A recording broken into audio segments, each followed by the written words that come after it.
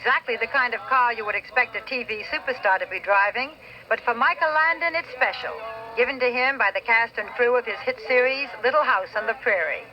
Like the father of the struggling frontier family in the series, Landon is a strong family man, believes in strict discipline for his children and basic moral values in his home. But he lives in more than a little log house, much more.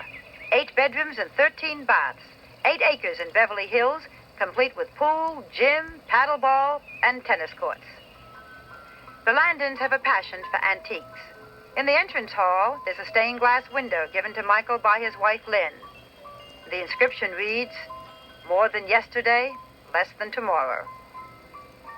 This antique music box, a favorite of Michael's, was found on location. This house used to be owned by Polly Bergen and then by Bill Cosby. Inside, it's very formal and classic, in contrast with the relaxed, casual style of the Landon family, who spend most of their leisure time with each other and out of doors. The Landons have a complicated family. The 4 kids you will see here, 2 boys and 2 girls, are theirs from this 17-year marriage. Michael also has 2 adopted sons from his former marriage, and Lynn has 1 girl from hers. These 3 children are grown and live away from home. The house has its own gym. Landon, who is 42, the same age as Burt Reynolds, is a health and exercise buff, and the whole family keeps in shape. The family also travels with him to shooting locations whenever possible. Michael has made the decision not to work in movies because it would take him away from his wife and the kids for long periods of time. Lynn, who looks like a model herself, used to teach models. She and Michael decided, when they were married, that she wouldn't have a career, but would stay home and raise a family. They rarely go to Hollywood parties. This is their world, and it's not a bad one. This is called the Bonanza Room. It contains mementos from one of the most successful programs in television history, and it made Landon a star in his role as Little Joe. Sentimentally, he even saved this privy used on the set.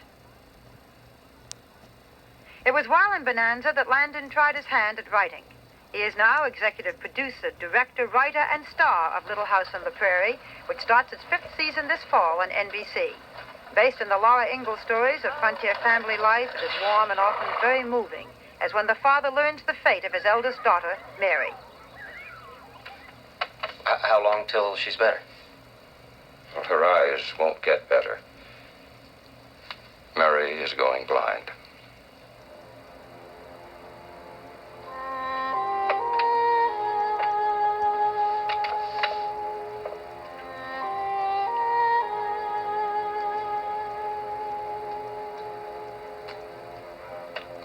There must be some mistake. I'm afraid not. I wish there was some medicine or treatment that would help.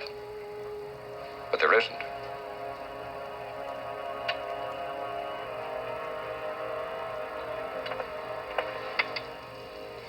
Why did Mary go blind?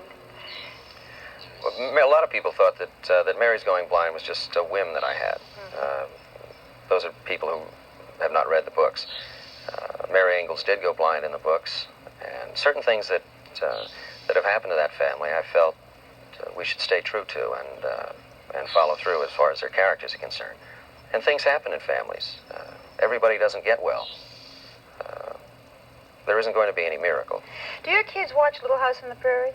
Oh, yes. They're not allowed to watch television during the week. Any? No. There is no television from Monday through... Then they can watch beginning Friday night. They have television on the weekends. Little House they have to watch or they get a severe beating. But, yeah, that's on a Monday. How do you allow that? Well, it's kind of a special thing at this house, so we allow that. In general, what do you think children's programs on television? I think there's an awful lot of good children's television programs. But I want my children to learn to read. I want my children to not grow up passively sitting there staring at a set all the time. Nobody talks to each other anymore. Parents don't talk to their children. I mean, the average mother in this country right now, in face-to-face conversation with a daughter, spends 30 minutes a week. How do you know? research has gone over it. The report came out about, I guess, 3 or 4 months ago. It's shocking. A little over 4 minutes a day. Kids go in one room and watch a television set, go in another room, or they all go in one room, lie there, they don't say anything. Do you ever spank your kids? Mm-hmm. Do? Yeah. Tell me about it. Well, it's right on the rear part there. You don't worry about it? You don't think that violence breeds violence? Kids who get spanked by their father, they can't fight back? I mean, it's after all, no matter how you look at it, you're still taking your hand to it. Shall I go on? No, I thought it was good. No, the spanking is really very rare when they're little. And when they get old enough to know better, the only time that I have ever really raised my hand to my older children in terms of the spanking is if they've lied to me. Really. I don't care if everybody makes mistakes. I made a million of them when I was a kid. I was not the world's greatest kid by any means. But all I ask is be honest with me, that's all. Tell me about your childhood. From what I've read, it's a very different childhood than your kids are having. Yes, it was. I lived in a little town in back east. And, New Jersey. In New Jersey, right. And I went through all of my school days there up until college. And I was the only Jewish boy in the school. And to a certain extent, it wasn't easy at that particular time. And you were like 299 out of 300 in college, weren't Yeah, but you? that was in high school. Was that in high school? Right, but that's when I pulled myself up. I was in trouble before that. Then you were 301. The two behind me lived in a tree. Why? Why such a terrible student? I didn't care about anything. See, I didn't think I was going anywhere. We didn't have enough money to send me to a university. And in the 10th grade, near the very end of that year, I realized that I found something I could do well. I could throw the javelin. And which may seem like nothing, but everybody in this world needs something that they feel they do well. I took an old beat-up javelin from the school. They let me have it, and I threw it all summer long while I was working. And eventually, I ended up in a position where I knew I could go to college. I could get a scholarship. And when I graduated from high school, I only weighed 125. And at 125 pounds, I had the furthest throw in the United States in high school. And the other guys were all 6'5", 220. Matter of fact, when I went to SC and the coach saw me for the first time, he couldn't believe my name was Horowitz, Eugene Horowitz, right? And when I walked into his office, he said, "Are you Horowitz?" I said, "Yeah." And he said, "Well, you're not exactly what we expected." So I had to go out and audition. I had to go out and throw it so they could see that I was the one. So, anyway, I had very long hair, and I thought that the longer my hair got every year, the further I could throw. And every year it worked out that way. And my first year at USC, I was the only one with long hair in those days. Everybody had a crew cut. And the guys held me down and shaved my head. And I went out that afternoon, I couldn't throw it. I was like 50 feet short of where I was throwing. And I threw for hours and hours and hours. I was really emotionally upset by the whole thing. And so then I quit. I quit school. So they cut your hair and you couldn't throw the javelin? Yep. The mind is really an interesting thing, isn't it? It's amazing what you can do. Or can't do. How did you learn about sex? Oh, I learned about, all the things that the boys talk to each other about. And, I had never had any sex relations with anyone. I didn't until after I had left college. After I quit school. That's late, usually considered.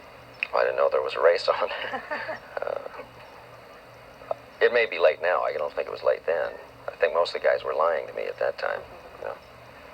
You said that your mother and father didn't get along very well. No. And that you tried to keep them together.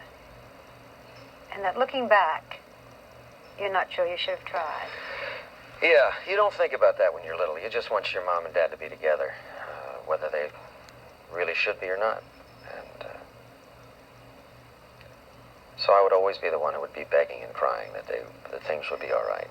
And when I was little, and so they ended up staying together. I'm not sure if I was the sole reason why that happened, but I know I must have contributed to it. They just shouldn't have. They were two different people. Were you a lonely kid? Not only that I spent a lot of time alone. I like it. I mean, I like being alone at that time. I was never hurt when I was alone. Were you hurt that much otherwise? Yeah, I was. My parents wouldn't speak to each other for long periods of time. That's very painful. Relaying messages, you know. When two people are sitting 5 feet away, tell your father supper's ready. That kind of stuff. 6 weeks sometimes without speaking. It was better not to see that. As you talk, it's such a very different boy from the man. You're so together now with a kind of confidence and a sense of peace about your life. When did it come together? My life came together when I met Lynn, my wife. I was a very, very different person before that. Nothing ever made me happy, really. I would never be directing today or writing or doing any of the things that I do if I had not met her. I know I wouldn't have. I really do those things, I think, because I want her to be proud of me. I like her to see things I do that move her. And see, I never thought anybody loved anybody. My mother and father never loved each other, really, ever. My first wife and I never loved each other, and we both knew it when we got married. I had married my first wife solely because I fell in love with her boy. She had a child. She had a child, and I loved Mark. He was a marvelous kid, and he reminded me kind of myself when I was a child. The day I was supposed to get married, I went in the house and I told her, I said, I'm not going to go through with it. I'm not going to get married. And she said, fine, all right. She said, Mark's in the backyard. So I was 19 years old. I went out in the backyard to talk to Mark. He was 7. And there was no way I could tell her. So I got married. And for a while I thought that was okay. Because does anybody really love anybody anyway? Well, the fact of the matter is they do. And that's what changed my life. By your definition, are you a success?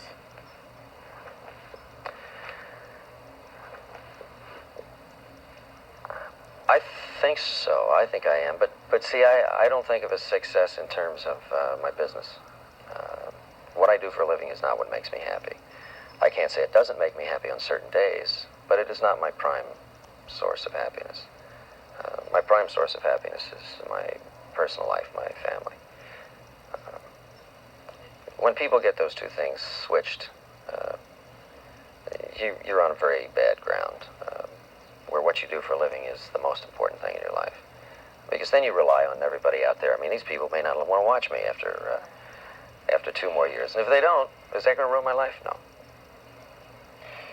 When you're an old man, what do you want to be able to say about the way you lived? I think I'd just like people to think of me as that I was fair, and I like to be liked. At this moment, what's the thing you want most that you don't have? No, nothing. No. What are you most proud of? I'm my children. I'm most proud of my kids. I really have good kids. Good, loving kids. You ready, old McDonald?